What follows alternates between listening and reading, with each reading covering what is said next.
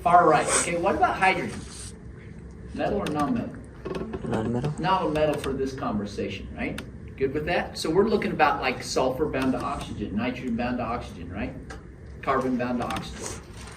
So it's named differently. All right, so we're gonna work on that. So just a reminder, remember what we were talking about. They bond by sharing electrons. We were talking about that. They don't exchange, they don't charge up and whatever, they share electrons. Yep, my electrons are double. That's the whole point. We're gonna work on that a little bit. Covalent, you just already talked about that. Now, so I'm going to start you off with a reaction, one of the two you're going to memorize this year, just to kind of get you going, but then we'll get into the naming, okay? Everything about this thing is covalent, really.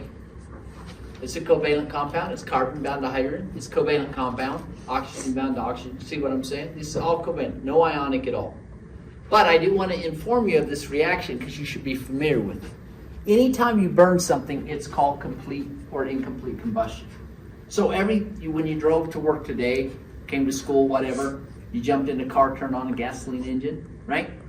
Hydrocarbons, carbon and hydrogen, interacted with oxygen and made carbon dioxide and water. You turn on your stove, if you're heating your tea or coffee this morning, right? That's methane. See, it's actually this reaction right here. That methane found oxygen, made CO2 and water. That's called complete combustion. Now, I point this out to students because it's everywhere around you. Every time you burn fuel, gas, diesel, jet fuel, if you guys, anybody come to work in their jet this morning, just checking. Might want to talk to you later. No. So, when it hits oxygen, it makes CO2 and water. That's called complete combustion. There's another pathway that's not as favorable called incomplete combustion. It makes carbon monoxide and water. Okay, now I'm using the naming system right now as I speak, but I want you guys to just practice this, that complete combustion always makes this, CO2 and water, and incomplete combustion always makes this, CO and water. And this is the stuff that's poisonous to you. It'll bump your oxygen off your hemoglobin and it can't breathe anymore. So if you're in the car and you start, you're in your garage, you turn on your car, it's likely to kill you, right? You want to get your doors open or whatever. Or here in Colorado, if you get caught in a snowstorm and you're like keeping the car going, make sure you keep the snow away from the muffler every once in a while because you don't want to make a little snow mound around your car and bring that back in there or it'll kill you, right? And the other thing I tell students, and I'll probably be able to show you a little of this, is that when you look at a burning situation, like on your burner at your house or whatever, if it burns blue, it's doing complete. If it's burning yellow, it's incomplete. That's just a rule of thumb I follow. So if I look at my stove, I turn it on for this winter, and I see there's a lot of yellow flame in there, I'm going to call somebody to get it tuned. It needs more oxygen. So that's good. That's good, just safety stuff. Yeah? You with me? So has everybody got that written down? Complete makes the CO2 in water. Incomplete makes CO in water. Kind of your first chemical equation. And on this side, it doesn't matter what it is. You include oxygen and any kind of combination of carbon and hydrogen. These are called hydrocarbons. And when you get to organic chemistry, you'll realize that that is the nature of all the fuels that we use. Everything that comes out of oil extraction is a hydrocarbon in nature. All right? Okay with that?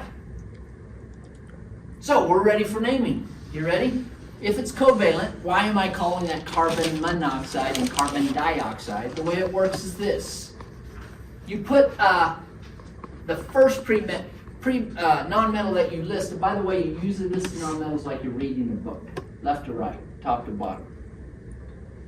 Okay? Sometimes like carbon comes before hydrogen though. But just like that, you usually go, okay, I'll put carbon first, then I'll put oxygen. Or I'll put carbon first, then I'll put sulfur. See, I'm reading it kind of like a book, top to bottom. Is that all right?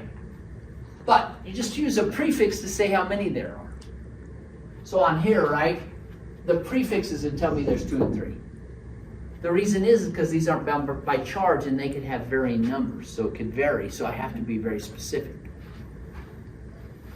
And if the first nonmetal is alone, I don't put a prefix on it to say 1, the number 1. So like that. I'm not going to say, there's a prefix that says 1 carbon, which is mono, so I don't say monocarbon, monooxide. But I do say carbon monoxide. The prefix MON tells me there's 1 oxygen.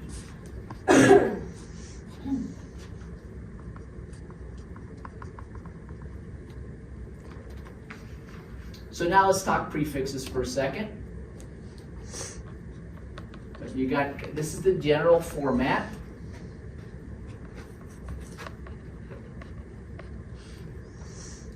And you do change back the "ide" on that second one again. The second piece, instead of saying oxygen, you go oxide. Sulfur, you go sulfide.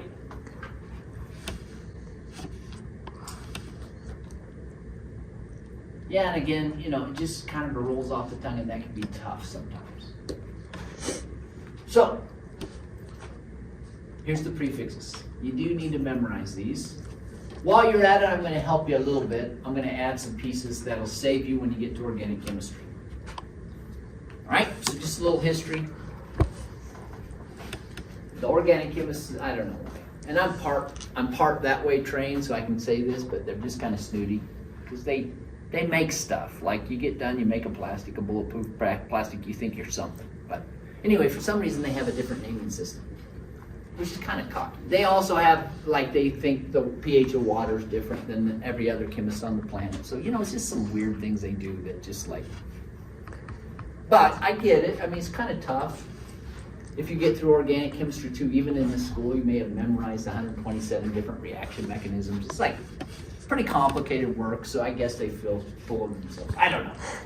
Anyway, here's the deal. If you're naming for what we're going to do, just simple covalent, like 2-atom molecules, you usually use this system over here. If you get into organic chemicals, which we'll do a little of this year, you use this. But beyond that, it's all the same. So here's what you need to get down. 1 through 10, if I have something with 10 atoms involved, it would have a prefix deca. 9 atoms, it would have nona. 8, octa, like an octopus, right? 8 legs. Hepta, for 7. Hexa, like 6. Penta, like 5, you know, like the Pentagon, right? It's 5-sided building. 4 is tetra. And then just so you know, when you get to organic, we might use bute instead, like butanol or butane. You're like, oh, it's got 4 carbons in it. Tri, or prop, di, or F, mono, or meth. So you're like, man, like methamphetamines? And it's like, yeah, it has a single carbon in the structure. That's correct. That's part of the naming system. All right? You guys ready? Get this written down. I'll give you a minute, because this you need to work on this a little bit. It'll save you some time. I do want you to memorize this. It's helpful too if you do any other geometry, some other things. It's very helpful. Pretty common system to name, to number up things.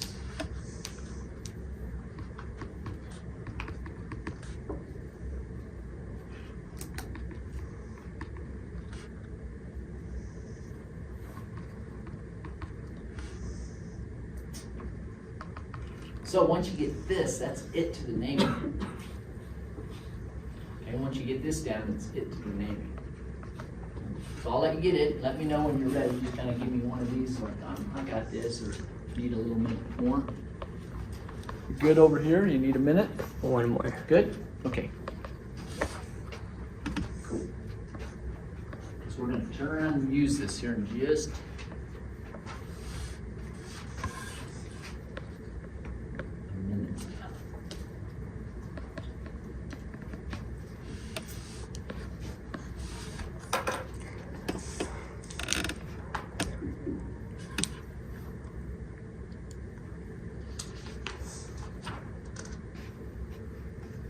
all right, you ready?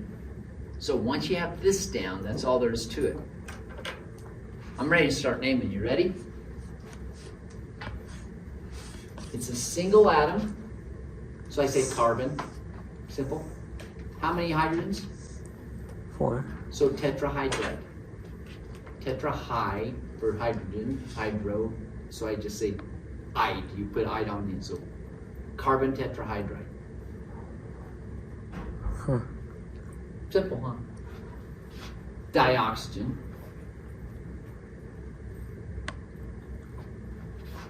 Carbon. Anybody? Dioxygen. Carbon dioxide. Now you know. 1 carbon, 2 oxygens. Carbon dioxide. Dihydrogen oxide. Could I have a drink of dihydrogen oxide, please? You know, again, you could just nerd out. I'm sorry, what is your nomenclature? Yeah, nice to meet you. Would you like a drink of dihydrogen?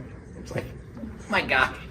So you always say the prefix first, and then the Yeah, next. so the prefix comes first, and then the piece.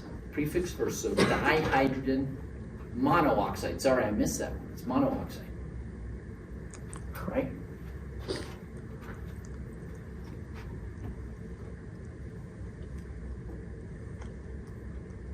Look at me, I messed it up. I said dicarbon monoxide. That's not carbon.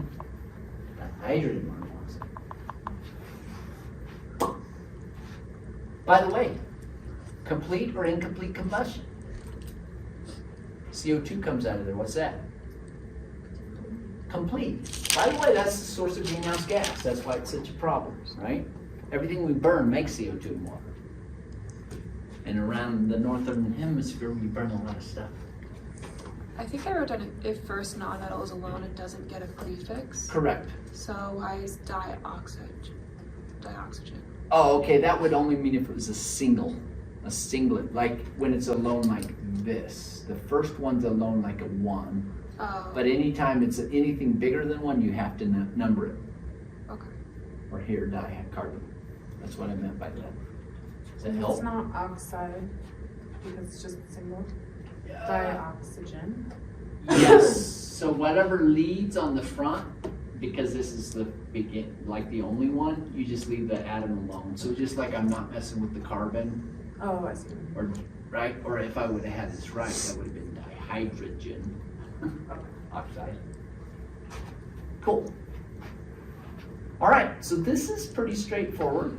Here comes incomplete combustion. Shall we name these? See if I got this right at the end. Boy, see if I messed it up twice. You guys, what do you name this? Carbon. Dioxide. Right? And then, Carbon monoxide. and then, oh wow. And this is carbon tetrahydride, dioxygen, carbon monoxide, and then dihydrogen oxide would be the right name. Just using this. And this is for doublet things, or for just like single things. Okay, here's a few more to name. Now, this is kind of cool because I want you to start by identifying the bond, because now we have a naming system, right? But the naming system all branches off of this. If it's ionic, you have a different naming system. That was the stuff you just did. If it's covalent, it's what I just showed you. So you start with what kind of bonding. And so where do I find out? I got to look on the table, right? So where is this? Ionic or covalent? Ionic. Cool. Ionic or covalent? Covalent. Now, is everybody okay with that? She's right, but just look, I got to look on the table and go, oh wait, boron and chlorine. Now, if I said it that way, what would you say? Covalent, right? All right, so here's NO2. Those are both from up here. And then SO3. Right? Now, here's the other thing I always warn students of. Look at your polyatomic ions. Isn't there an SO3? Mm-hmm. So pay attention to this. This will get you every once in a while. If it was the polyatomic ion, it needs a charge on it. This has no charge. So this literally is the atom sulfur trioxide, which is different than sulfate or sulfite. Totally different atoms. Sulfite is a negatively 2 charged anion, and it makes salts. It does ionic chemistry. It does not do covalent chemistry. This is something. It's very weird. Yeah. This might be stupid, but the polyatomic ions, is it an ionic compound? Are they considered ionic compounds? They're their own thing. Yeah, well, within their own self, they're built together covalently, but they're considered as ionic pieces. They're Okay. ionic pieces that make ionic compounds. So I generally just say, if it's polyatomic, it's gonna act like an ionic piece. Okay. It's gonna act just like a chloride or a sulfide. It's gonna be negative charge, it's gonna be kind of that kind of chemistry. Okay. Which you guys are new to this, so you're like, well, what is that kind of chemistry, right? Well, when you have charges, what you can do is exchange charges. So it does electrochemistry. It can start to exchange charges. So stuff like batteries and whatnot, they're built on these ions. They're built on taking advantage of things having charge and transferring charge. Okay? So that stuff like rusting, those are all charge-based reactions. Covalent stuff, they're not so much charge-based exchanges. So they're a little different. I'm just giving you a little background. Nothing you're gonna. Okay, you ready to name them then? So we're gonna name this one. It's ionic, so we gotta go back to the old system, right? For question 1, is it transition metal? Ah, crap, it is, right? So now we gotta go through the process, right? Gotta figure out its charge based on 4 chlorines.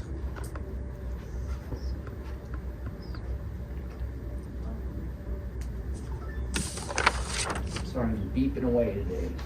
Apologize, I'll turn that down. Got a daughter doing some medical stuff, so I'm kind of keeping track.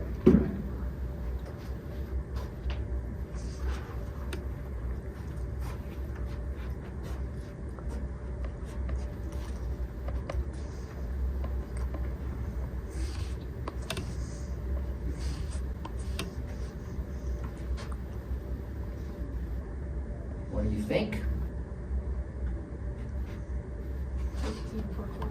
Yo, ah. Titanium 4 chloride. Good job. Right? Titanium 4 chloride. Now these are easier because the minute I see they're covalent, then I just use that system. What about this one? Put prefixes on it. First boron, I don't need to number, right? So I say boron. And then how do you number this? Trichloride. That's boron trichloride. Perfect.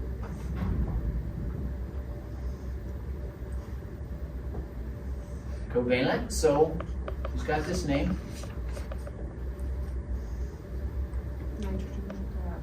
Yep, that's it. Nitrogen dioxide. From down on this end, sulfur, what's the name of this thing? Oh yeah, it's easy. It's nice, isn't it? I love the covalent system.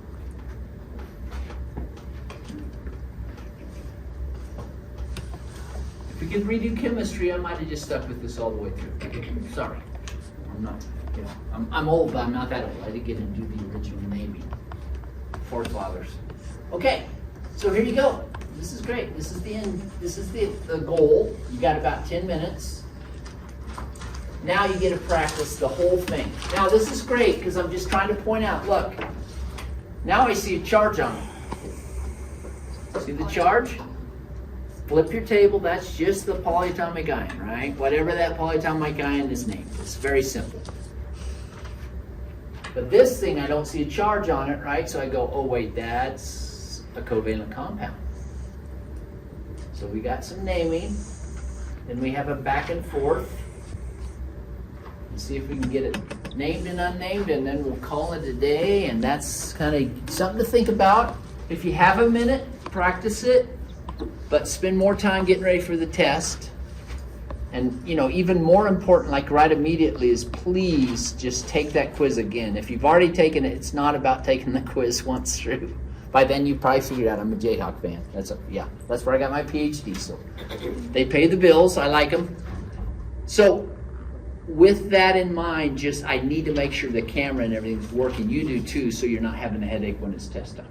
Good? So I'd be able to tell on my end, right? You'll do it, and I'm going to be able to check, and it'll be flagging me like, oh yeah, it looks like this person was cheating on this test. Which you should probably all look like you were cheating on the test. If you want, you can turn it on, you can jump in and out of the screen, and then it'll flag it like, oh, they were leaving the screen during test time, which is just whatever for fun. Okay? But don't start ranting or raving how you hate Dr. Thompson. Don't do that. Don't do that. Okay. You with me? So help me out with that piece. Talk to me if you know technology is giving you trouble, like I don't have a webcam or whatever, then we can talk plan B. Got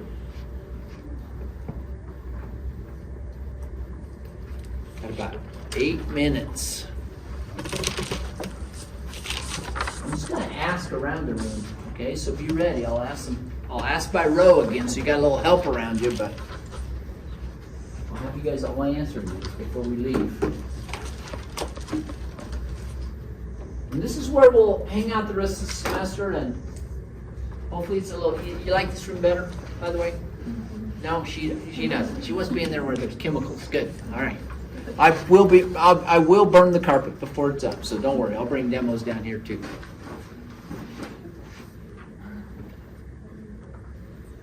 You like the lab better, huh? Okay.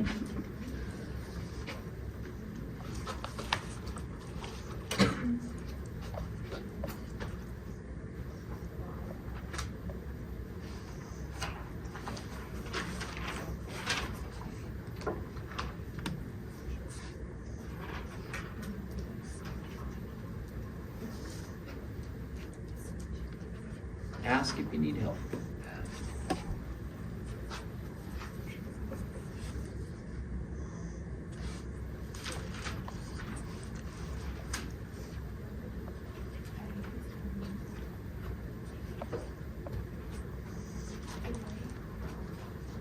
Remember your other trick that if I'm ending with an IDE, it's probably not a polyatomic ion, right? So, you know, just kind of those kind of ideas too, if that helps. Those are off the periodic table.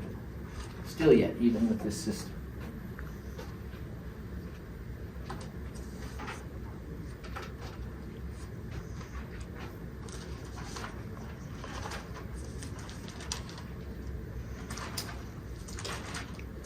And today is office hour day, so when this class is over, I'll be across the hall from 3 to 4. If you need any help with anything.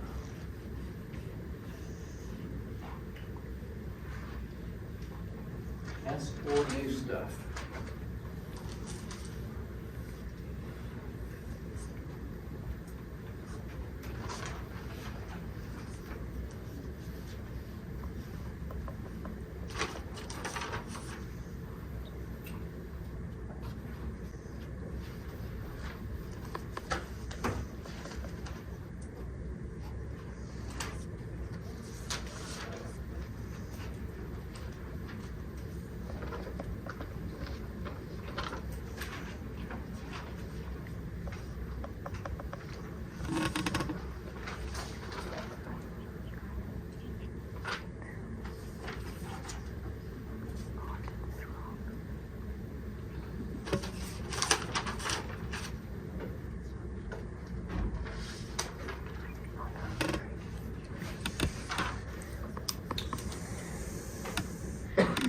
Ready?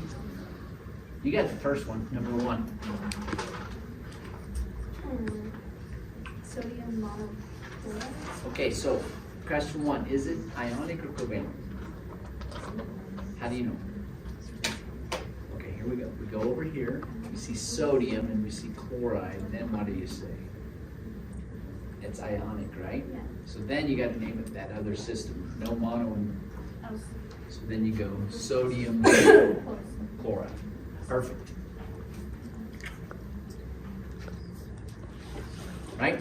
Someone in this row, you got the second one. What is that thing? Nitrate, right? I saw a charge on it. It's probably just a polyatomic ion all hanging out by itself. Cool. All right? This one? What about 3? Anybody in this row? Dinitride. Yeah. So it must be covalent, right? Cool. Perfect.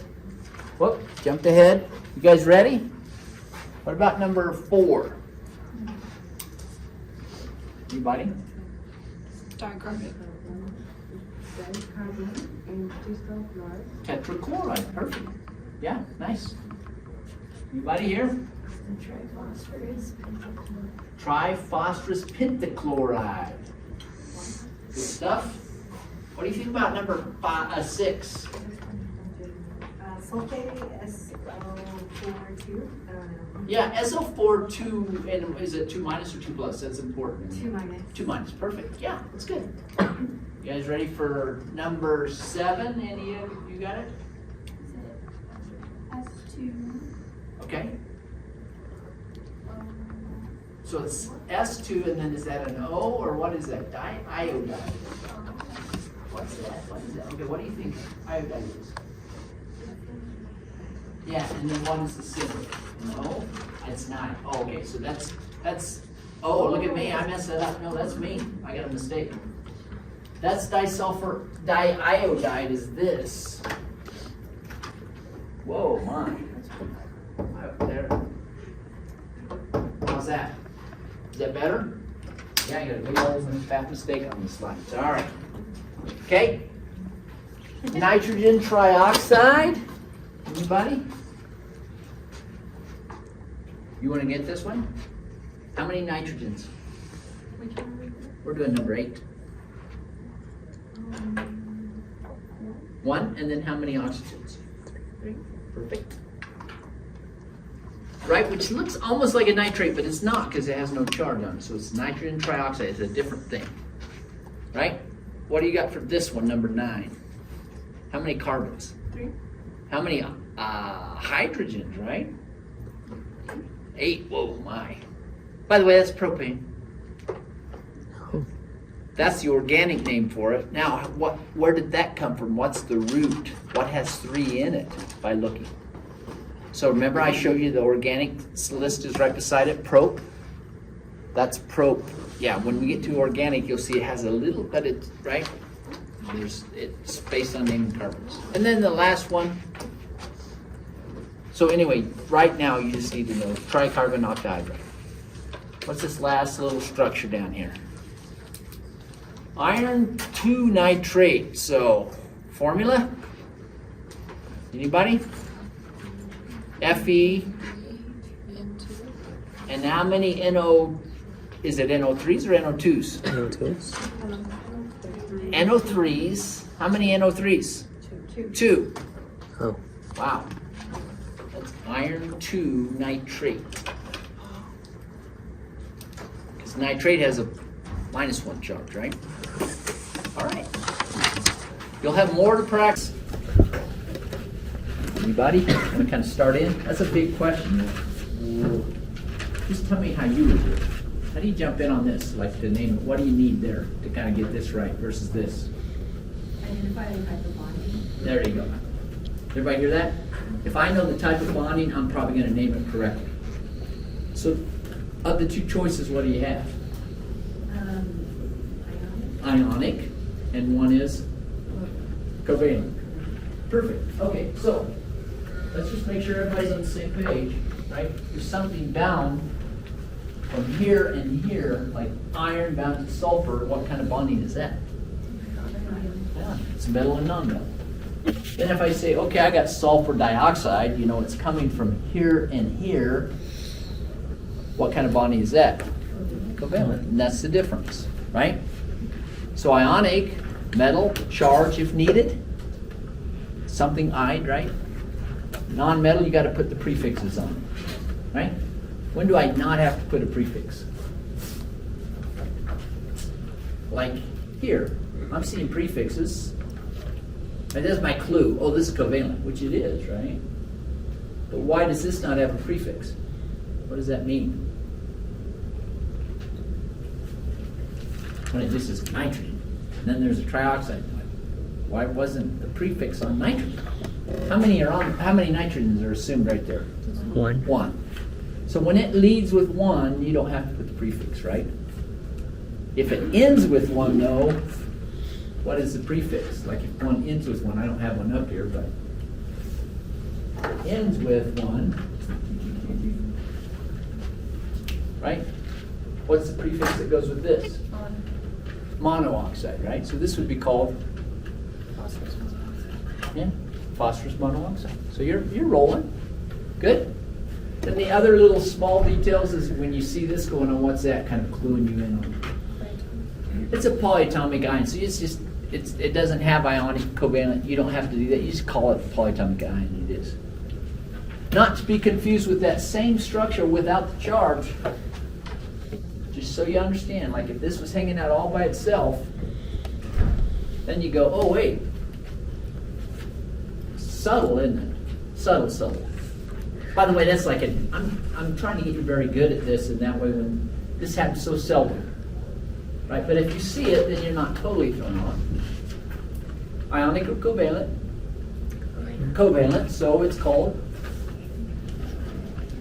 go ahead. Nitrogen trioxide. Nitrogen trioxide, which is different than that. That's a charged -1 species that is literally negative in nature and does all the ionic stuff, which you haven't learned, you know, what are the ionic stuff? You haven't learned all the reactions, so that's okay. Is that right? Okay, so this is a good slide to look over. Like when you're getting ready, when you get after the test and the dust is cleared and you're like, okay, I'm going to go back through this, you'll start, and you guys sound like you're running on it, which is great. You can rest on that now and just really get ready for the test and don't worry about it, right? And then when the test is over, you can go back to this and go, man, here's a good slide to get you up and rolling right away. Like if I can do this, I got as far as I need to be. So these have all the answers on there. That'll be good practice. Everybody know that if you download it as a PowerPoint slide, you can literally, you can just push with your keyboard and it'll be animated. So you're like, hey, I wonder what the answer is to this one, and you just click the next thing and it starts giving answers, right? So that's good practice for you for the quizzes. If you download it as a PDF, it doesn't have all that magic. So you want the magic, correct? All right, so there's that. And here we go. So we're going to move on a little bit more too. We're going to start understanding covalent bonding by Lewis dot. So we started with Lewis dot. We kind of got just the format, just the general idea. And I'll review that again right now. But I'm going to start helping you understand how you can predict the structure. Okay? What do I mean by that? Well, at this point, we've started this a little bit. If it wasn't covalent, if it was ionic, I could go, all right, let's figure out the compound that comes around by taking sodium and combining it with sulfate. So there'd be a little bit more to that. And I go, okay, well, polyatomic ion. Is that better? So I go, okay, sodium bound with sulfate. Okay, first off, it's a few steps, right? But I think most of you know this, so we'll just double check. What's the charge on sodium? 1. Okay, cool. So that's this. So what compound would I make? Help me out. What goes next? 2, and then so 4. There you go. You literally know how to figure out how it's bound. It means for every sulfate, there's 2 sodiums. So the crystal structure of this has 1 sulfate with every 2 sodiums. That makes sense? So that you've got for ionic, correct? For covalent, though, we don't understand how to put that together because it doesn't work by charge, so there's no magical way to do that per se except this Lewis dot, which I'm going to teach you now. Okay? You understand what I'm at? I'm going to do covalent structure. I'll show you a way to predict how they're bound. And then I'll give you a little meaning. I'll put some meaning on that. All right? So here's the key. It's Lewis. This guy, he did a few things, but this thing, his Lewis dot, very simple. Remember the idea that I showed you that, if you take the element like hydrogen, right, it has how many, if it's neutral hydrogen, how many electrons does it have? 1. Is everybody with me? Remember this trick that number, there's the number of positive protons, right? So there's 1 positive proton. This is stuff for the test, right? That we should know, right? So if it's neutral, it has how many electrons? 1, right? That's how it balances and it's neutral. Make sense? So I sometimes, when I'm doing what we're doing here, I use this trick and I go, oh, if it's neutral, that's how many electrons as well. So that also tells me how many electrons. Correct? All right, with that in mind, we're going to just use this Lewis idea. Remember, he just said, except for the first row where, remember, it's like the shells, right? The shells is how many electrons it holds and all that good stuff. The first shell is right here. That's what this represents. Hydrogen has 1 electron, it's found in the first shell, the one nearest the proton. Just like hanging out in there. Helium has 2 electrons. They're both found in the first shell. Lithium has 3, 2 in the first. And then the first one, number 3, is hanging out in the second shell, correct? By tracking with that? Okay, good. Once you understand that, we realize Lewis kind of picked up a trend. He said, look, if you make the side of the atoms like a shell, that's what he called it, you basically can count how many electrons everything wants. So basically what happens when you're on this thing, you want to be like the noble gas. So lithium has 1 electron. If it lost it, it'd look like helium. If beryllium had 2 and they lost 2 of them, it would look like helium. You go down here and you go, calcium wants to lose 2 electrons. We knew that by doing this, right? We say it's in that row, it makes +2 charge. So calcium lost 2, it would look like argon. See it? It's always trying to get to the noble gas, so he just kind of came up with this system and he said, look, when you get down to these, the bulk of these, the noble gases have 8 electrons.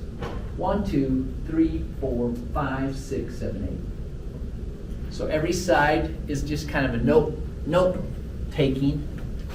Doesn't matter what the element is sitting there, he's just saying, hey, if I have 8 electrons, I go 2 on each side, and that's 8 electrons. That's the whole point. And the only thing you have to remember about that is when you fill the sides, don't double them up before you've gone around one. So my first 4 don't go like this. They go like this. 1, 2, 3, 4. And the reason we do that is because an unpaired electron represents a bond, an electron available to make a bond, and a paired electron is no longer available to make a bond. So that's the secret sauce. All right, so now we're kind of ready. All that explanation, re-explained, but that's good, right? So I look at hydrogen, go, okay, it's got 1 electron, right? Very simple.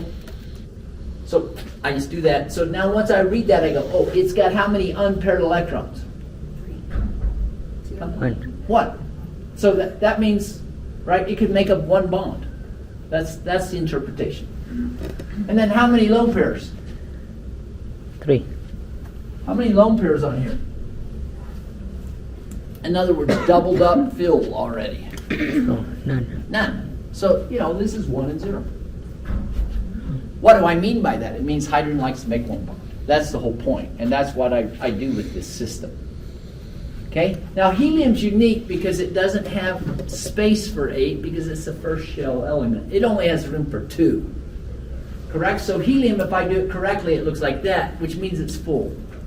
So you got to kind of remind yourself of that because most of these are 8s. Right? They're full when they get 8, right?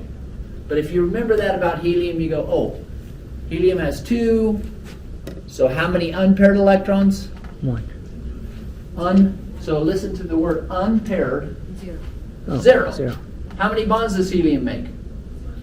None. So helium's a non-bonding item. That's the point. Which is true. Helium does not bond to things. You don't do chemistry with helium. So again, I'm going to say the words again. That's an unpaired electron. It's available to make a bond. That's a lone pair. It's unavailable to bond. But why are 2 at the top if we've just explained that you go around? Yes. Thank you.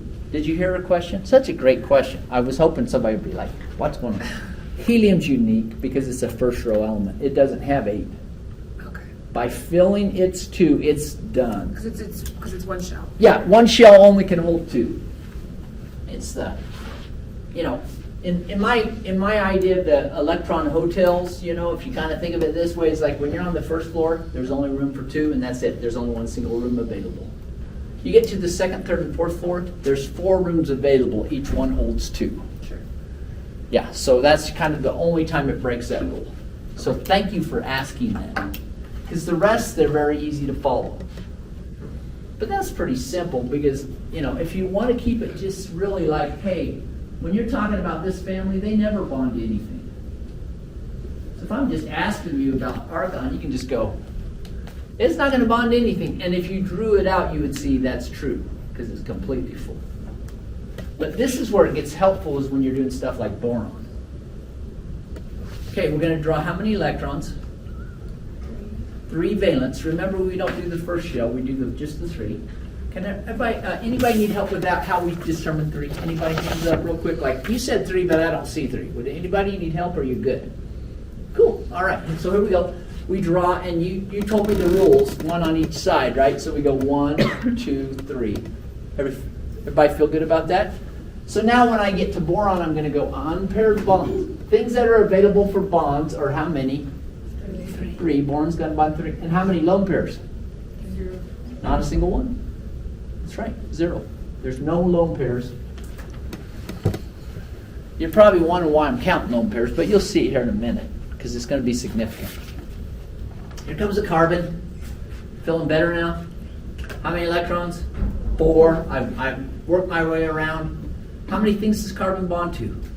4. That fact that I just said, that'll get you almost through organic chemistry. Like, that is the base bedrock of organic chemistry, the hardest chemistry we take.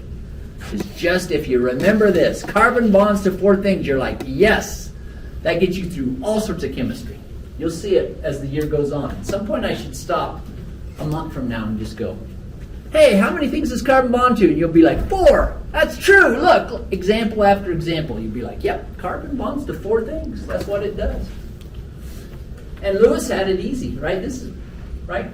I could have figured this out in 6th grade. If somebody, I could have gone like that and got it right, Here comes nitrogen. How many we got? 5. 5. So here we go. Now we're going around 1, 2, 3, 4, 5. Now it matters, right? How many unpaired? 3. So it'll be like boron. It'll bond to 3 things.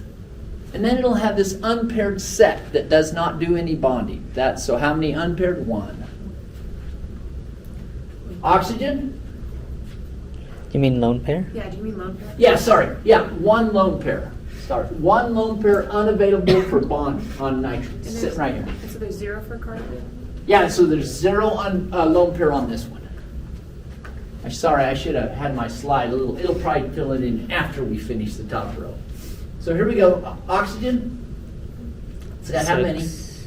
6. So it looks like that. How many things does oxygen bond to? 2. 2. That's right. H2O. Yeah, we knew that. That's right. Here comes fluorine. It's got how many? 7. 7. So when I get done with it, it really bonds to how many things? 1. And the nice thing is, if I work it out for fluorine, I can say the same thing for chlorine, bromine, and iodine. The family acts the same way. Sulfur acts like oxygen. The neon is full up. It does not bond, and that's true. That's why, never bonds, just hangs out by itself. That's why it's always at the bar. No, if you ever been to the bar, it's got a neon light, this way. So I was going to say, there's some weird joke in there. Anyway, here we go. Everybody making sense out of this? So those are the lone pairs you're highlighting. Yeah, I'm just highlighted the lone pairs just so you can see them. It means something about shape, which we won't get to for a while. You might see it later. It forces a shape on the molecule. But for you right now, you just got to know they're there, but they're of no use to bonding. So now we're filling in the table. This is what you've already probably got filled in on your notes. See how we did. I just locked down. There we go. Here comes the first. It's kind of cool when you see it this way because you see it's very patterned. Right? Once you get past the first row, you kind of see this. It's like 3, 4, 3, 1, 2, 2, 1, 3. It's just kind of this pattern. You always pick up one more bond or one less bond, and you always pick up one, right? It's just kind of, carbon's kind of the top of the hill, things you can bond to, but then as you go down, it goes 3, 2, 1, and then I pick up the lone pairs. 1, 2, 3. It's kind of fun. But it's real easy to just draw them based on valence electrons, and you'll be right. Okay, with that in mind, now I'm going to just show you how we can start to predict structure. We just, if you looked at hydrogen, you go, gosh, I really need to bond to one thing, and this hydrogen is hanging out over here and goes, I really need to bond to one thing, so you can probably be right in thinking that it makes a structure like this. And so the formula for that would be H2, correct? And hydrogen is always found as H2. That's exactly right. We can't actually find hydrogen, singlet hydrogen, because it finds another hydrogen and just goes, now I'm H2, and it's more, because then it's stable. It looks like the noble gas. Now, when I say that, a lot of you might go, now why is that, right? What I just said, like, hey, when things get like a noble gas, they're stable, that's what things tend towards. I'm coming along after the fact. We just observe nature and go, things when they bond, they tend to look like the noble gases. That's what their goal is.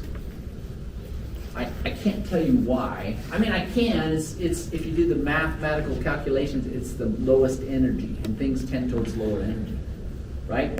You know that's true, because if I get over here with this thing and the thing's open straight at pro line, I know what's going to happen if I go towards lower energy. Everybody knows what's about to happen. Okay, I'm not going to do it, but you got the idea, right? That's the nature of the world. I can do it here. This looks a little energetic. Now it's stable. It's not going to do anything else. It's true, isn't it? So H with the single dot, they're kind of like high energy, like, and then they make H2 and then they stop reacting. And so things tend towards, when they get done after the fact, somebody looks at it and goes, ooh, I see a pattern. Everything wants to look like noble gas. That's all I can say about that. I mean, I wish I could explain it better, like, so you'd go, of course that's what they try and do. But that's just, we look after the fact. We were demonstrating through water bottle while we were away. But it's not contaminated. I'm noble. Hey, that's what we're after. You ready to try this one? Based on oxygen, it wants to make how many bonds? Two, yeah. So here's an oxygen hanging out by an oxygen. Does anybody kind of start to think how it could go together and everybody get happy? That's not going to bond. That's, almost there, except it wants to be like a noble gas, correct? So I'm just going to do I'll show you kind of the thinking behind this. 1, 2, 3, 4, 5, 6, 7. It would love to be 8. And this one's like 1, 2, 3, 4, 5, 6, 7. So it'd love to be 8. So what they could do is they could share, still not filling, share 2 of those. Now look at the count. 1, 2, 3, 4, 5, 6, 7, 8. Isn't that wild? Here, I'm going to show you a process. I'm going to write out a kind of a logic scheme I follow sometimes when I'm thinking about how to draw these. These are called Lewis dot structures. I do it like this. I'm going to take this from the top and go, okay, how do I do that? I'm going to start off with 2 O's. First thing I do is do total count. Hey.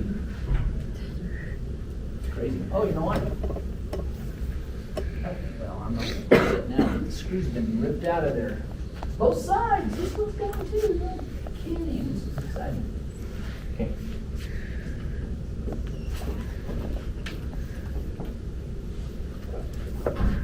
I'm just going to count them all. So each oxygen had 6. So that's a total of 12. You with me? That's step 1. I do that every time. Step 2. I call it make a single bond.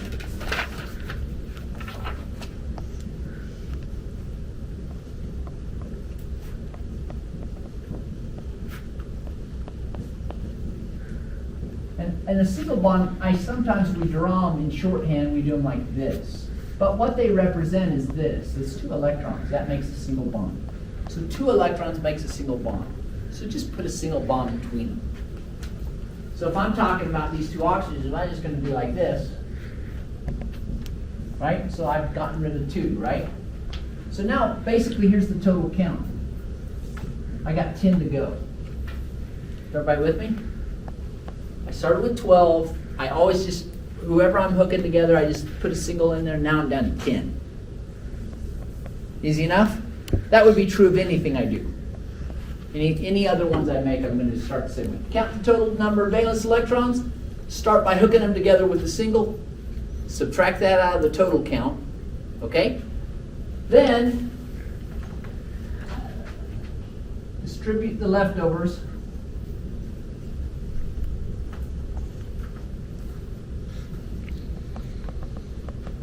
to outside. And don't ever break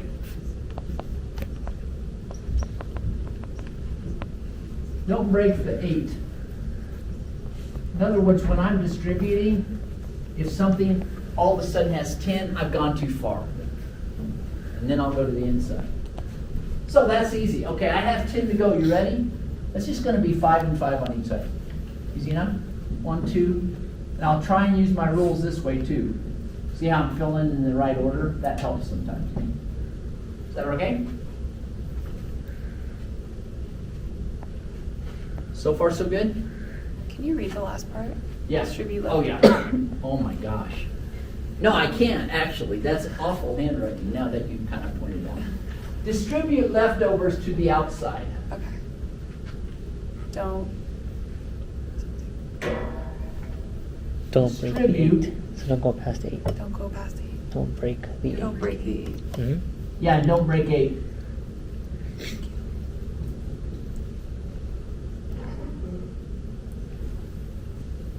Remember that note I said earlier about when you do your notes for partial credit? If you can at least get it this good and put a number on it, I can probably patch it together. I have lots of practice reading bad handwriting. But if you're worse than me, then we're both out of luck. Distribute leftovers to outside. Don't break 8.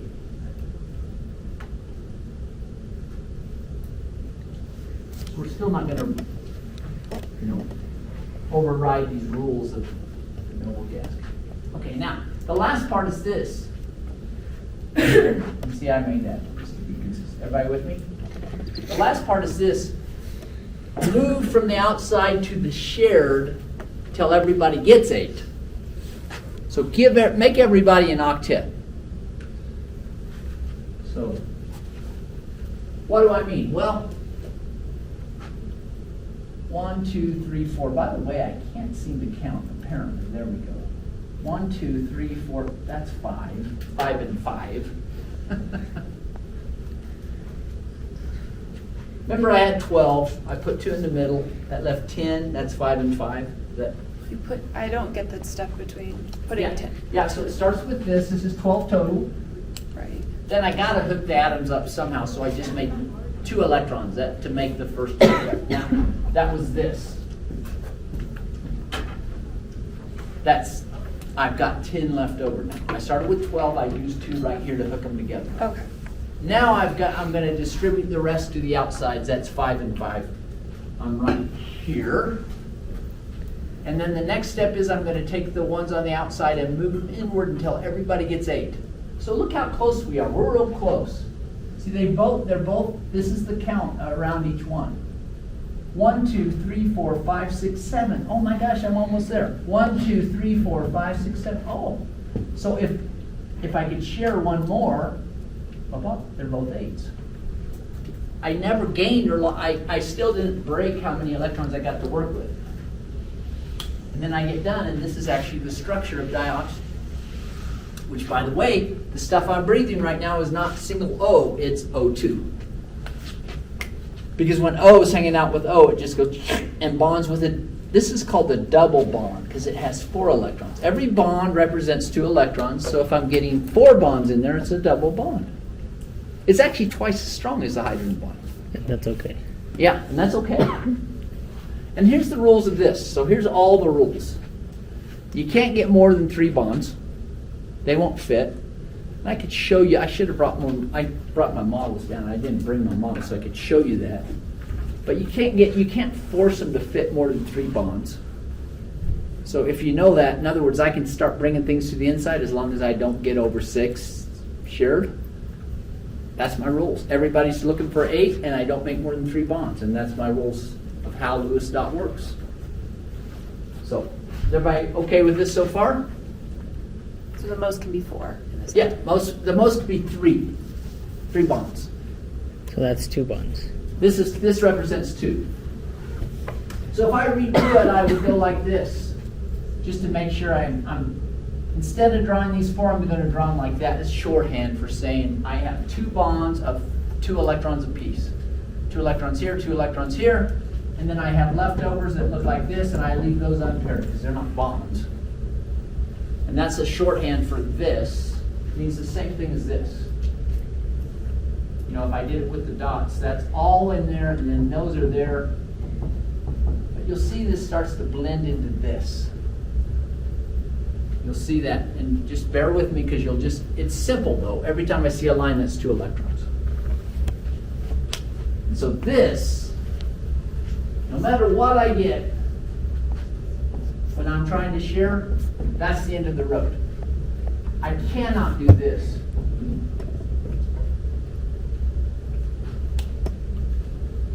The atom stresses too much. I can't. I wish I could think of a way to describe it. I can't, but it's just have to trust me on that. That would be 3 bonds. That would be, yeah, that top one would be 3 bonds. And the bottom one would be 4. It doesn't exist, but it would be 4.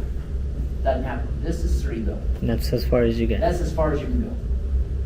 In fact, we'll do that with something you're breathing right now. You're breathing nitrogen. Okay? So we're going to put a couple nitrogens together. Ready? In fact, the most of what I'm breathing is nitrogen. You know, you breathe more nitrogen than you breathe oxygen. I didn't know if you were aware of that, but I breathe 70% nitrogen and 20% oxygen all the time. So, there's a lot of nitrogen there. Okay, let's look at it. You ready? We're going to do the same trick. You guys walk me through. Let's just walk our way through. We're going to figure out the structure of nitrogen. That'll be on the slides, by the way, a little more fancy, but we'll just do it together because you got to learn to do it by hand, right? So I got this. Let's go do the total valence electrons. 10, yay. I changed to 10. Agreed? First step, is everybody with me? Every nitrogen has 1, 2, 3, 4, 5. See it? Times 2 is 10. Okay, good. Now we're going to bond them together. I'm just going to do it with a single. So I can, for now, I'll just use the dots. Right? And if somebody else is going, same thing. Now where are we at of our 10? How many are left? 8. Perfect. At this point, we are now 8 left. I got to take care of them. And I say put them on the outsides. So how many on each side? 4. 4. Perfect. 1, 2, 3, 4. 1, 2, 3, 4. And don't get caught up, you know, I put my 2 up top, somebody else put their 2 down here. That doesn't matter. That's not important. That won't mess with anything. Now we're trying to all we're trying to do is make them happy where they got their 8. Everybody wants 8. How many does each one have right now? 6. Correct. 6. Correct. One of those answers was correct. That's a good answer. On the test, you'll be at home going, A, B, C, D. Correct. Now, so they have 6, they'd like to have 2 more, right? Well, what makes sense? Anything that's unshared, we'll just bring it over and share it. And then they each get accounted up in their count. Now where are we at? 1, 2, 3, 4, 5, 6, 7. Dang, one more time, right? Boom, boom, boom. There you go. And so when you move them to share them, they have to go to the center? Yeah. Okay. Because that way they both get it in the count. That way their count goes up. Right? Like if I'm over here with my electron and, you know, I'm saying I'm sharing this, you're like, no, you're not. Right? Mm-hmm. The minute we go like this and then you share it with me, we both are counting it in our shared group. Oh, 'cause there's 22. So you So would if do I it. drew this, if I redrew this, I could do it different ways, but the way I might redraw it is like this. That's a triple bond with a couple of lone pairs hanging out on the end. There's a lot of information in that what I just drew. As you learn more chemistry, you'll be like, oh my gosh. I know the shape of that, I know all sorts of stuff. And it's the same thing. The 2 dots on the outside doesn't matter where it goes. Yeah, doesn't matter where it goes, and what does it mean? It's called a lone pair. It's truly a negative piece because they're electrons, but they're not available. They're not available for bonding because that shell is already tied up with itself. It's full of electrons that can't share anything. No room to share. It's kind of all about 2s. Like if I have, these are called subshells is what they're technically called. Now I'm trying to simplify this down for you guys, but basically it's that every subshell can hold 2, so if I had 1 in it, it could share 1 into it. But if it's already full with 2, can't share. And that's the rules of the road. And that'll get you through. That literally will get you through structures for covalent bonding, what we've just done. Okay? And we'll get to more complicated, but the same idea holds. Okay? I'm noble. Da-da. The other thing that I think about was, remember that table you just made a minute ago? We said, hey, nitrogen has how many electrons for sharing? 3. Look at it. 3 bonds.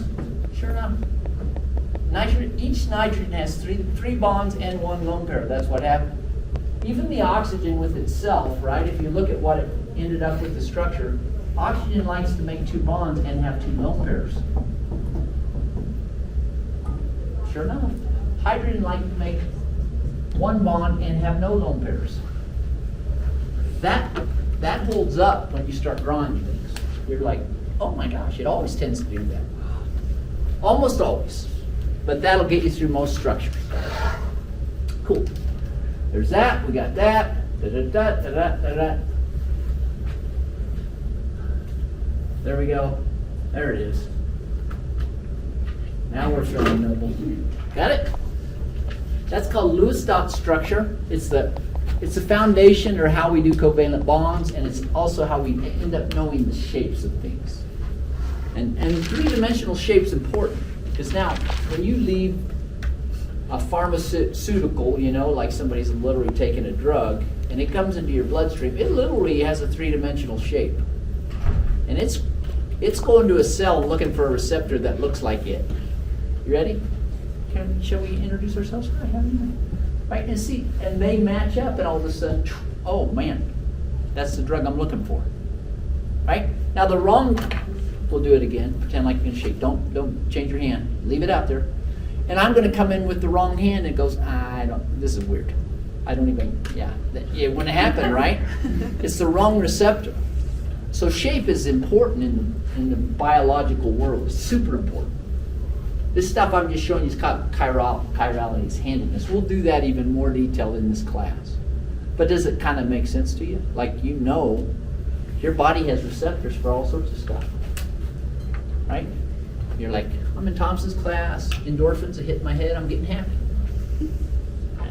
I'm just pretending.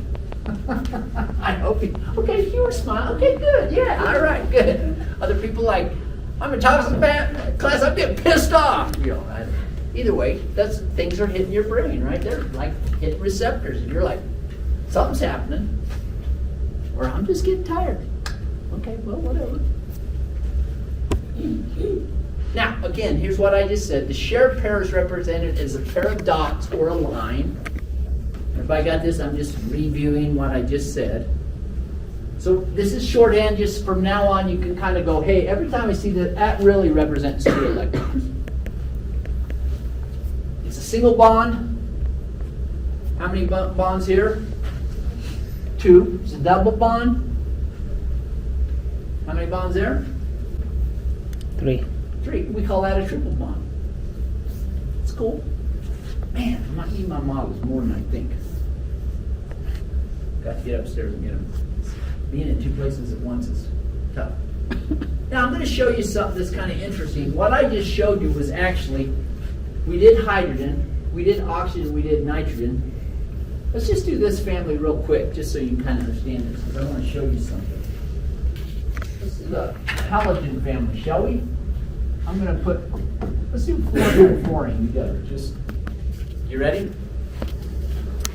Total count of electrons? Here, I'll let you do it on your paper. I won't do it. Just see if you can walk it out. Start. Just somebody yell out the valence electrons though for 2 fluorine. 7 each, so 14. Okay, good. Now take it from there and see what you end up with. See how close you get to what I'm about to do.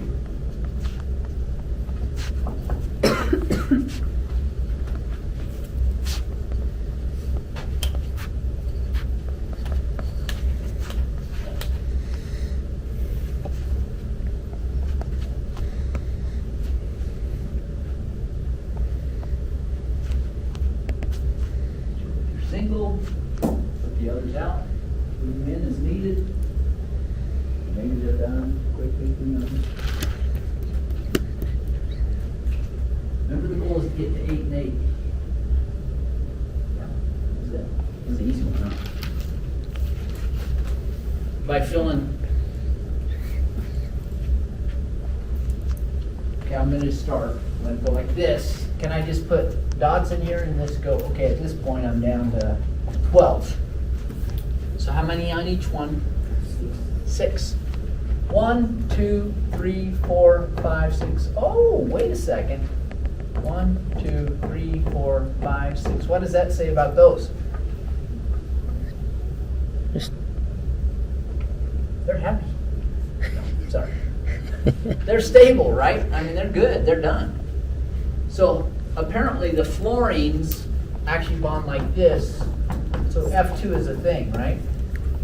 And if I did all the parts, I would go like this, all the details, right?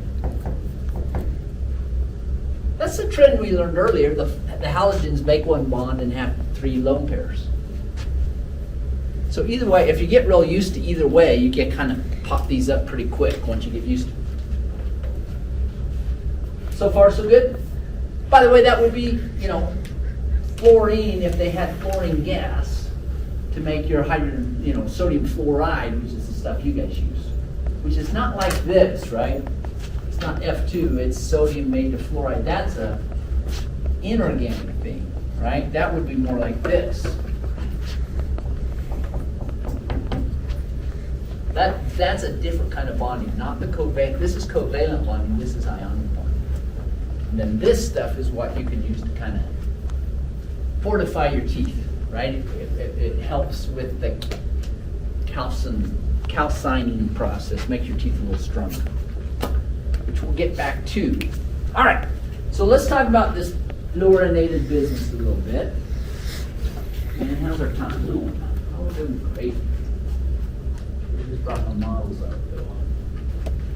So there's actually a set of atoms, as I just showed you already, because you already have seen it. Hydrogen always bonds to itself. Nitrogen always bonds to itself. Oxygen always bonds to itself. Fluorine and chlorine always bond to themselves. Now, if we did the same thing with carbon, we'd be out of luck. Right? If we started in on carbon, let's just try it real quick. Valence electrons. Total is 8. I start off here. I'm down to 6, correct? So I'm going 1, 2, 3. 1, 2, 3. 3 and 3, right? So that's easy. 3 and 3, correct? By with me? Now to get everybody to 8, I'd start shifting these over. And if I succeeded, it would look like this. And everybody would have 8. But that never happens because I broke, right? So this doesn't happen. So carbon doesn't bond to itself. Not without other things around it. So that's instructive. Now, with that in mind, I'm just going to give students another way to get there without dotting it out and doing the whole Lewis structure. I'm just going to show you something. There are a set of elements, covalent stuff.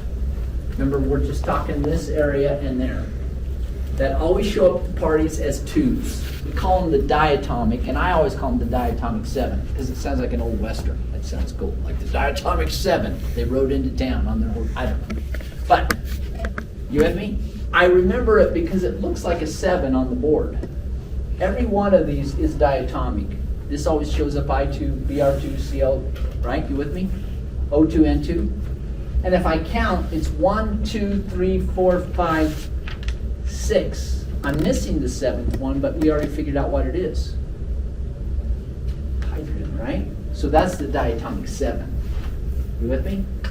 Aha. Those always show up to the party as 2s. And that's worth knowing for a lot of stuff you go for. If you go forward and do more stuff in chemistry, whenever I do a reaction with oxygen, for example, like, oh, you'll do one of these. You know one. Can we start on a combustion reaction in here? I started saying, hey, this is the same reaction for gasoline and all that stuff. Complete combustion. There we go. I said, let's just say we're going to take the stuff we cooked with carbon tetrahydride. You ready? Carbon tetrahydride. Somebody tell me how to draw it. Carbon tetrahydride. How many of these does that mean? 33. Tetra. 4. Okay, cool. It's going to react with oxygen. But now I know, oh, that never shows up like that. It always shows up like that. That's why I teach people the diatomic, so they don't just put an O by itself. That doesn't happen. Not on flat Earth like where we live. Now, if you live in the upper atmosphere, sometimes there's stuff like that. Do you live in the upper atmosphere? No. Like if you were on a satellite or you're in space, you might get singlet O's. That's a unique situation, and I think we're safe not really going there. Is that okay? Okay, good. I'm glad. Just checking. Yeah, but I don't know. Some of you might want to be this, the dental hygienist for the space program. It's a thing. Like Really? there's dentists that work for NASA. That's cool. Maybe you go work with them. I don't know. Anyway, I'm sorry. I'm rattling. O2 is what you normally encounter. That's our normal line. Okay, so now do you understand what I'm saying? I'm not going to write an O because I now know, oh wait, it's a diatomic.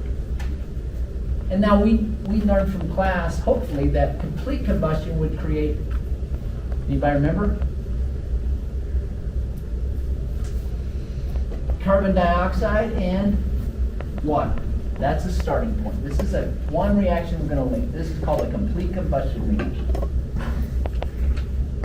It's the same thing that every fuel you ever use, gasoline, diesel, jet fuel, whatever, it all runs the same way. That fuel plus oxygen makes carbon dioxide and water. I want you guys to learn. It's a pretty relevant reaction for your life. And if you don't burn it correctly, it makes incomplete combustion, which is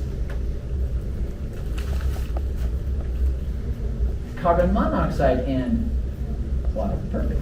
There you go. That's incomplete combustion. That's a bonus. We're going to revisit this as we go. Everybody okay? Cool. So that's the diatomics. Always drawn that way. Now let's talk about this for a second. Single, double, and triple. Man, I feel like I need my models. Can we take a break early and I can go get my models? Because I just Yeah. feel like I can talk, but I can't really show. I need to show more than talk. Let's take a 10-minute break now. Get back at 50. I like these because they're actually fairly accurate for what this bonding theory, Lewis dot, but it's also accurate for what's called valence shell electron pair repulsion theory, which, what the heck? It literally means it shows how many electron areas can crowd together in the same space. Because remember, when I start doing doubles and triples, I'm crowding electrons in the same area. They don't like each other because they're all negative. So there's a limited amount of things you can put together. And the truth of the matter is, so what I'm going to do is I'm going to bond these together with single. Now I'm going to bond them together with double, and it shows a lot of things. Now I'm going to bond them together with triple, and you can now see that the fourth can't stress around there anymore. I can't get it in. Even if I had the plastic, there's no room for it. And that's the truth. This is the truth. It puts too much strain on the molecule. So So that's why we end at 4. All right, but now I'm going to make some more meaning out of single, double, triples, which these also help with. When you have a single bond, it's known that these will rotate. Just like I can draw them here. This model works. It's kind of like, I just want you to understand, just because I show it with these pieces of plastic doesn't necessarily mean in the atomic world that happens, right? You're like, oh wait, that's not the same thing. But this model is correct. What we know is about singles is they can rotate like this. And then also, I want you to compare the length and the strength, because that's what I want to do out of this. Okay, you ready? So we're going to do 3 parts. Single, double, triple, just compare them so you have some meaning out of them. And I'm going to talk about rotation, length, and strength. Okay, so here we go. Here's the ability to rotate. So, what I would do is I just go, okay, here's your single. So I'm going to just go, rotation, length, and strength, and then we'll fill in the table. All right? And I don't know if I did that on my chart. Okay, yeah, I just jumped in on it, but So you said I got strength, length, and rotation. This is how I set up this PowerPoint slide. But you guys tell me, now watch. So that definitely rotates, right? And the only way to know the length and strength is just to make it, so this will help you see it. You ready? Here's the length. Watch the length between the 2 atoms when I do this. What happens to the distance between the 2? It shortens. Oh, interesting. And what do you think about the ability to rotate now?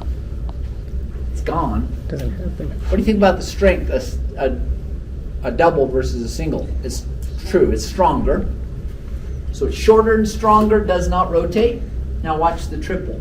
See the distance between? It sucks it in closer.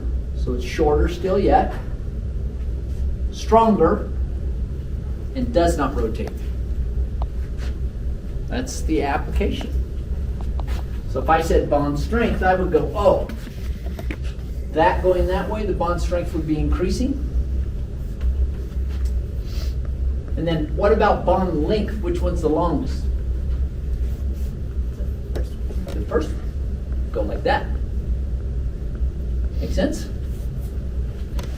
Bond length is increasing this way, bond strength is increasing that way. And then rotation, we would basically go, doesn't rotate. And all that stuff's important. And if you look in tables, I went and looked up a table, the strength, so this is the energy it takes to break the bond, like in a chemical reaction.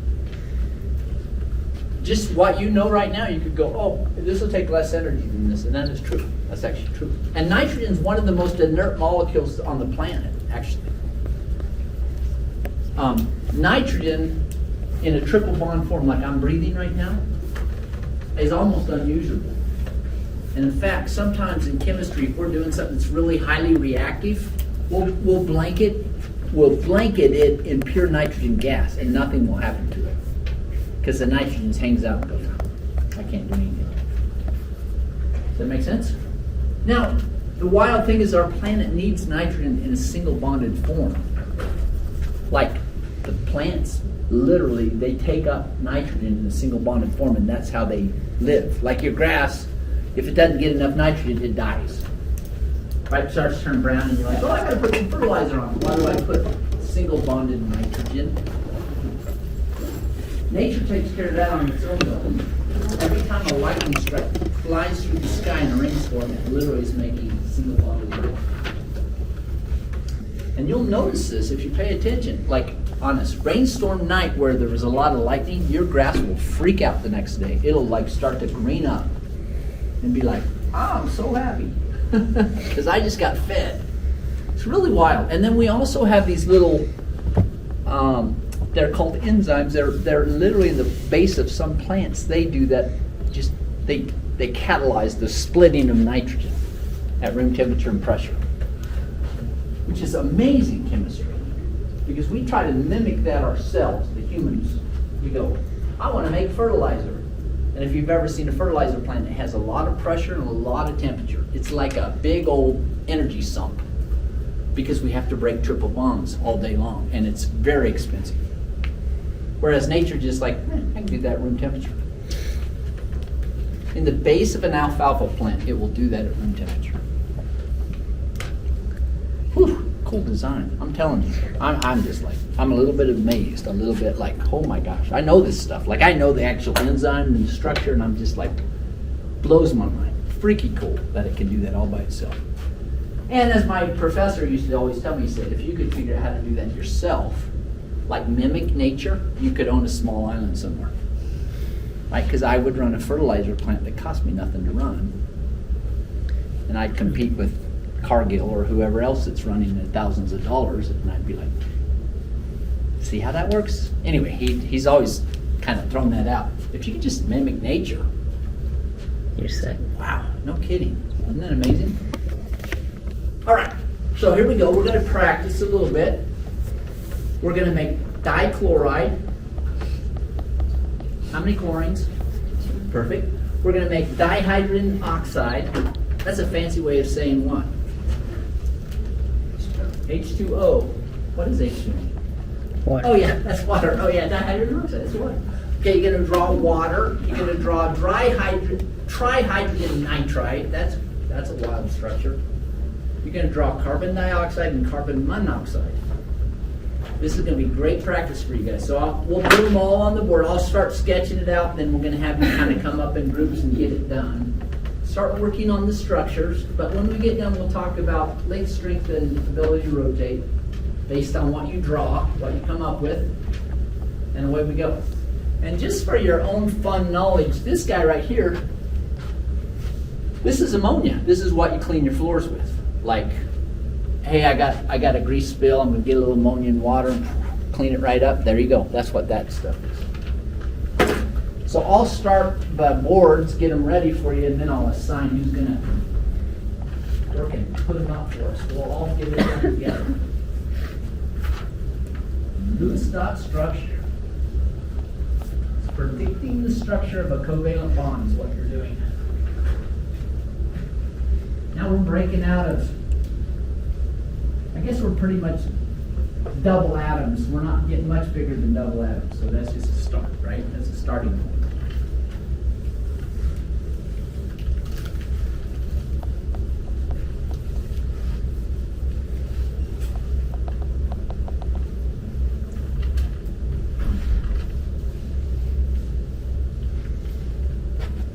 So we got a dichloride over here.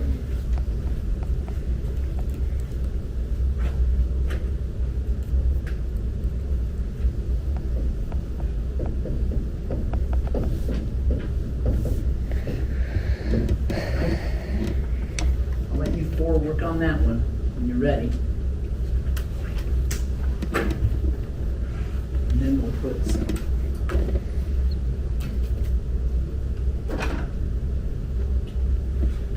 hydrogen oxide. We'll put that right here.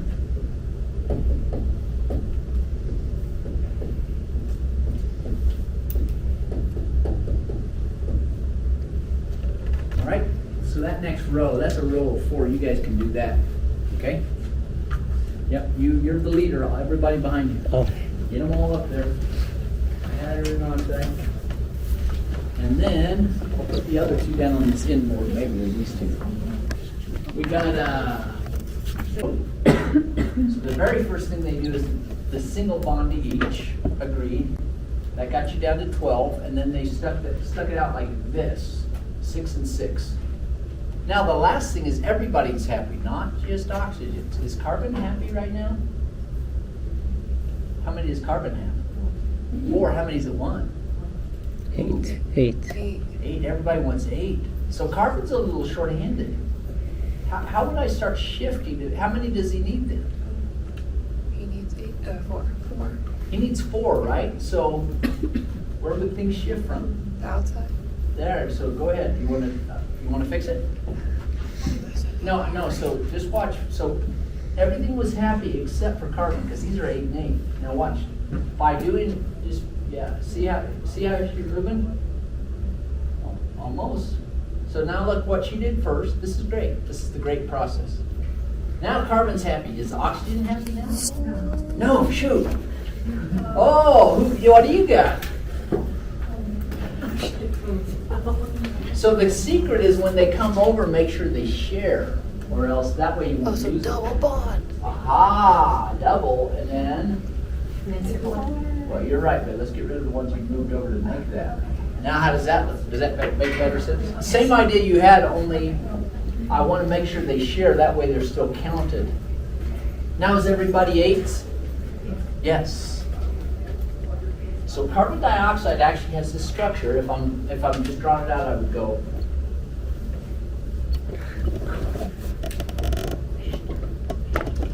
And isn't it interesting?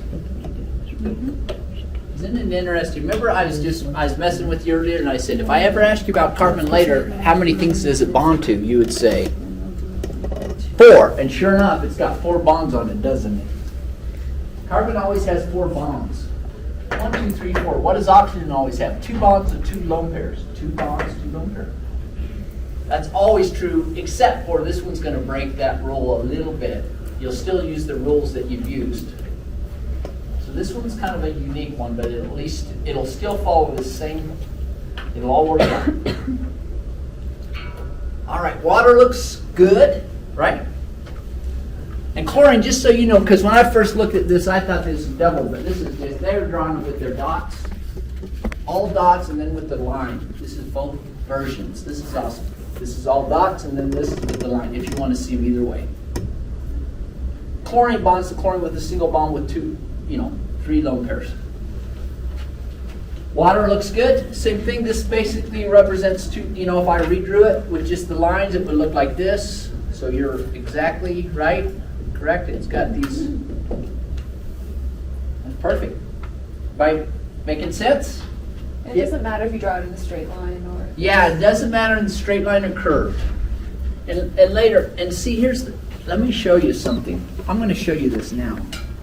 Since this is where the models, when you have models in your hands, this starts to make sense. I'm going to do water for you.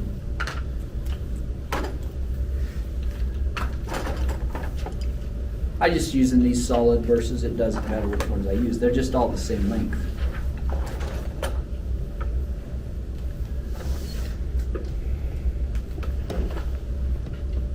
So the model would say what you told me about water is it's like this. Does everybody see it? 2 lone pairs, 2 bonds. If that's true, then water would have been bent down here, and the angle in here would be 109.5. These are exactly equal. That's actually exactly what water looks like when you look at the crystals of ice. They are literally this exact shape with these angles. So this thing works really perfectly. It's really cool. So, a lot of people look at water and you were saying, would it mind if I drew it straight or bent? This actually isn't really ever straight. Water, no matter how I do it, no matter what electrons are, it's always the same. Which is really interesting, and it has implications for the true shape of water. So that's the loose dot's powerful. Doing good. We ready for this? This is perfect. Oh look, I'm going to do ammonia since I'm in the neighborhood. Ready? 3 bonds. Where's ammonia? Right, it's got 1 lone pair and 3 things bound, and it looks just like this. Is called it's a trigonal pyramid is the technical name for the shape, which is cool. This is what you guys put together for me. See it? 3 bonds, 1 lone pair. Here's the lone pair hanging out on top. That's how ammonia looks actually in 3 dimensions. Pretty cool, huh? So now we go to this guy, carbon dioxide. See, I'm short on these bendy bonds, or I could do it. Right? But you get the general line. I can do one side of them. But it bends one way like this. And then it bends the other way. If I had the other bending bond, you'd have to pretend, but. Right, it bends, it would be like this, straight like a line, if that other bond was in place. And that's actually true. Carbon dioxide is a linear molecule. But anyway, you guys got what you need. if you're in your mind going, gosh, do I have to know about the shapes? No. I'm just trying to make some application out of it. How's this one coming along? Carbon monoxide. It never got on the board.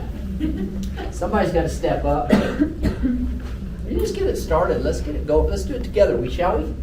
Okay, let's do it. Let's do the total count. I got this and this. How many electrons? 10. Nice. Start off with? C. Yep, and then what hooks it together?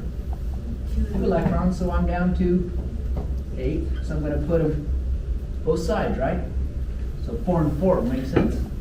1, 2, 3, 4. 1, 2, 3, 4. Is that good? This guy happy? No, he needs more electrons. He needs how many? He's 2, 4, 6. He needs 2 more, right? They each need to share 2. So I'm going to do this. I'm going to just share these out like this and just go, right? Because now they both have 8. By the way, when I'm done, if I want to double check, make sure I end up with the 10, right? That one's gone, sorry. 2, 4, 6, 8, 10. Oh, that's right. So if I drew it, I would go, that's carbon monoxide. 3 bonds, 2, 4, 6, 8, 10. The only thing that's unique about this is an unusual form of carbon for sure, because carbon usually has 4 bonds, and this is just a super unusual form of carbon. Because it usually would have 4 bonds. It happens to have 3 bonds with a lone pair. And that's unique. So for this, if you're using your rules, you'll get to the right structure. And it is. So once we start drawing once we subtract the bonding electrons, we can draw the dots around both elements. Yeah, what I would do is, here's the advice, push them all, if they're, like this one had like a lot of atoms, right? But push them to the outside atoms. Okay. And then move them inwards. Got it. Okay. Don't distribute it across all 3. Got it. Push to the outside and move inward, and that tends to work. Okay. And that'll get you through about every structure. You okay with that? Okay. I can just see your eyes through there, and they're kind of, I can't tell if you're like, you could be smiling, you could be like, I don't get it. I want to know. Yeah, no, it's good. It's good? Cool. All right. Just checking.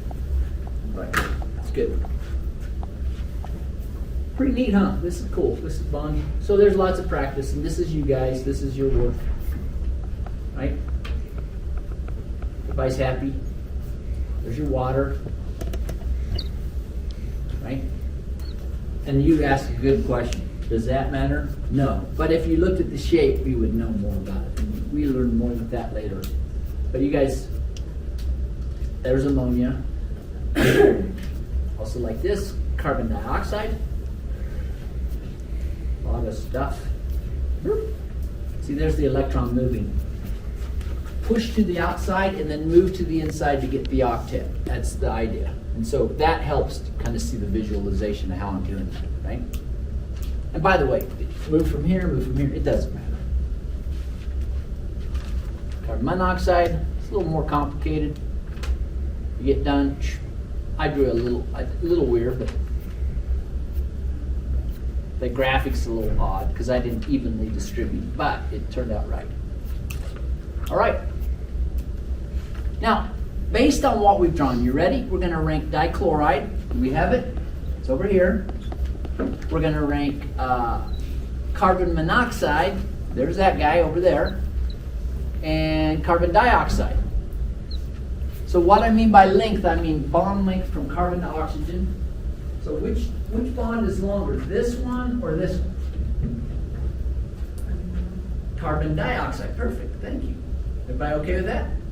And compared to chlorine, which is longer? The single chlorine or this double? Single chlorine, right? The singles are longer. Okay, which one's strongest of these 3? Carbon monoxide, right? And then can they rotate? Can that thing rotate? Can the chlorines rotate around the bond? Yes. And what that means is, and that to you that may not mean anything, like, okay, they rotate. Cool, whatever. Right? They're doing that, but we'll do some stuff later on. It's kind of relevant with what we call a trans fat. When we get to biochemistry, that'll mean something to you. I got to show you. The fact that I put a double in there locks things in place. And I don't know. We'll get to it, I think, if you're okay with that. I could try and explain it, but you might just be like, I don't know. Yeah. But it has to do with shape, right?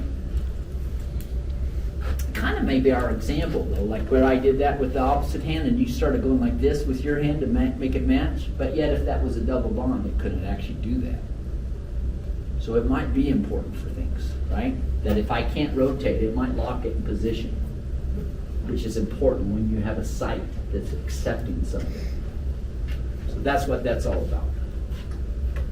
All right?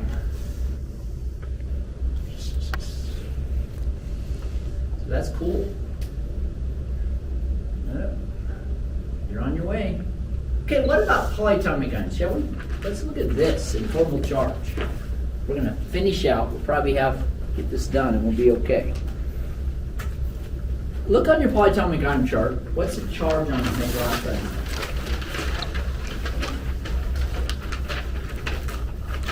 Now remember, the hydroxide itself is bound to itself covalently, but overall it has a net charge and it acts like an ion. It's the same, like a hydroxide. What is the charge? 1.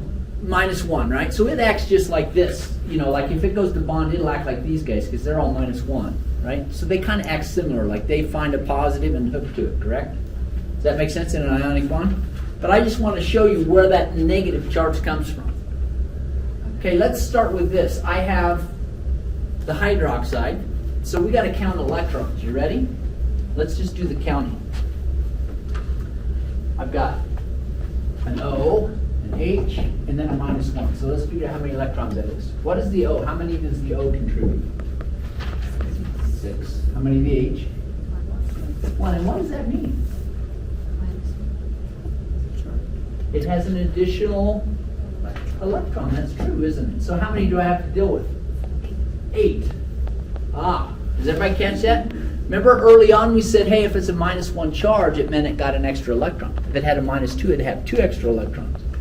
+1 meant it lost an electron, right? So now we know that. So we're going to use the same rules.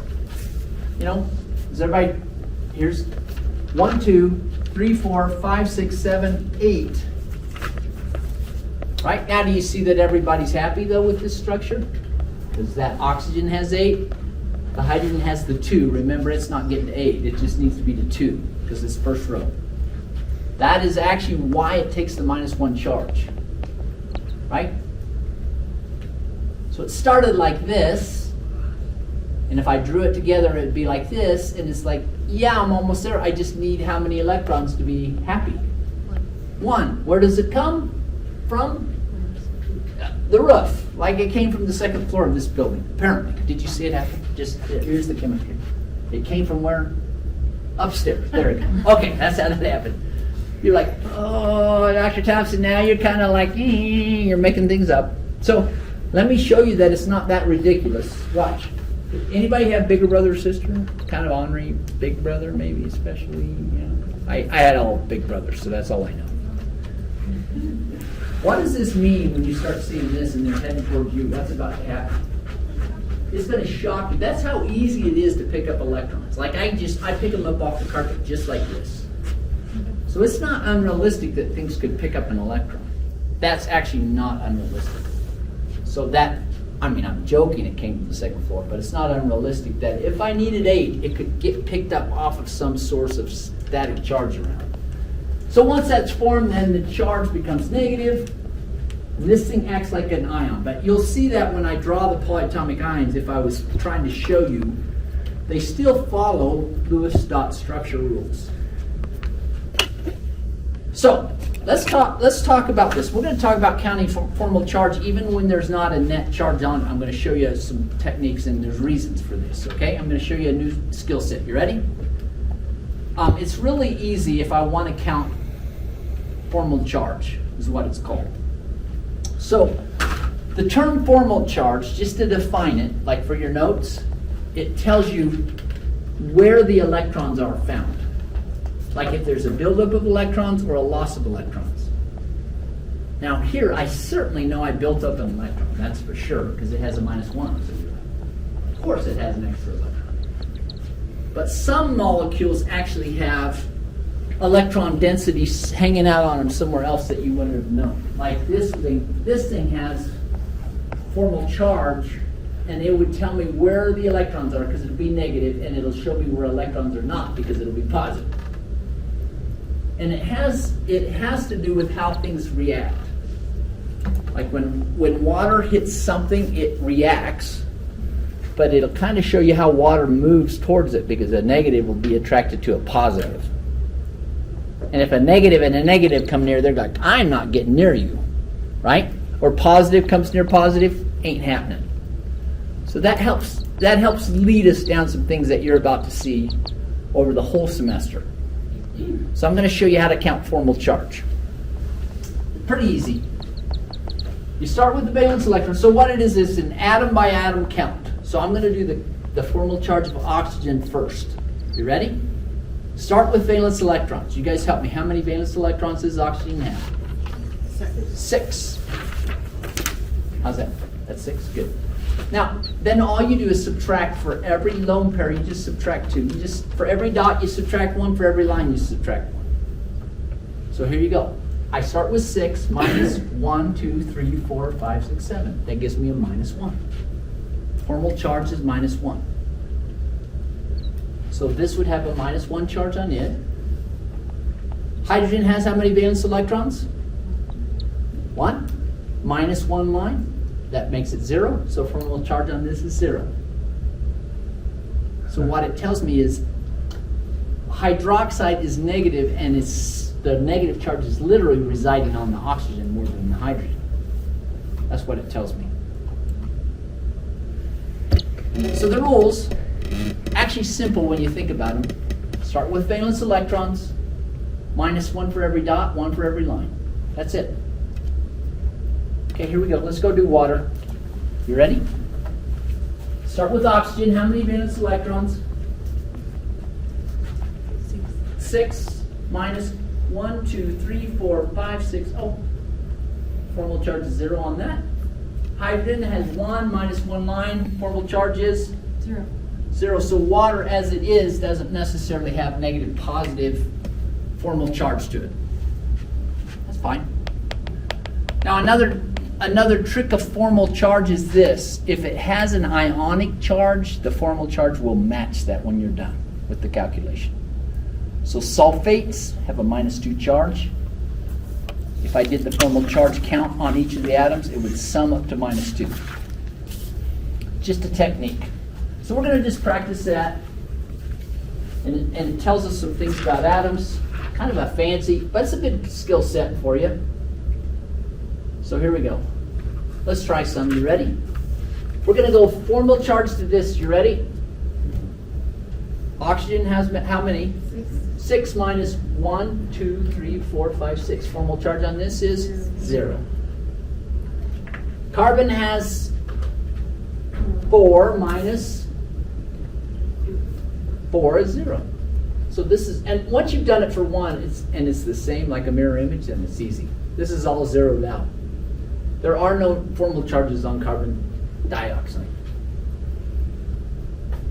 Just, okay. You don't know much with that yet. I'm just trying to teach you the skill set. All right, let's try this one. This is a weirdo, right? Carbon has 6 minus 5. So the charge is 1. Yep.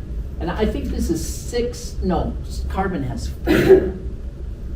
I messed up. Carbon has 4, right?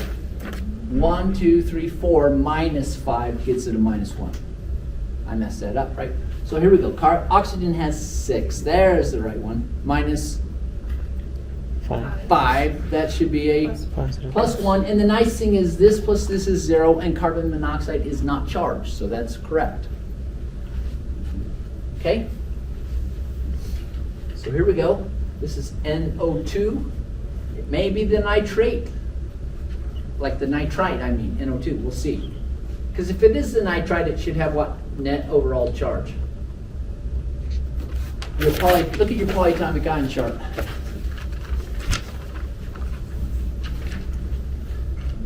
It should be 1 minus or 2 minus, are you sure? NO? 1 minus. 1 minus, okay, we'll see. Maybe it's actually the molecule, nitrogen dioxide, or maybe it's the polyatomic ion. We're about to find out. Everybody? So 6, 6 minus, 7, so that's a -1. -1. Got that part right.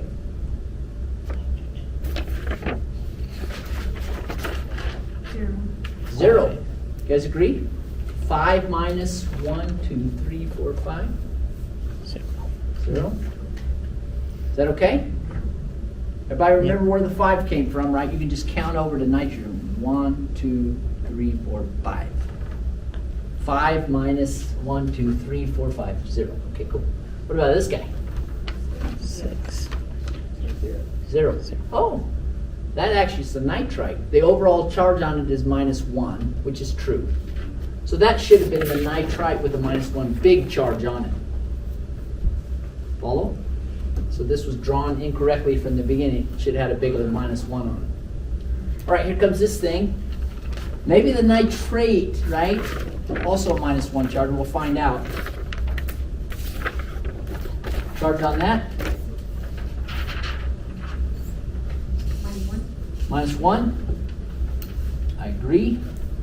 Charge on this?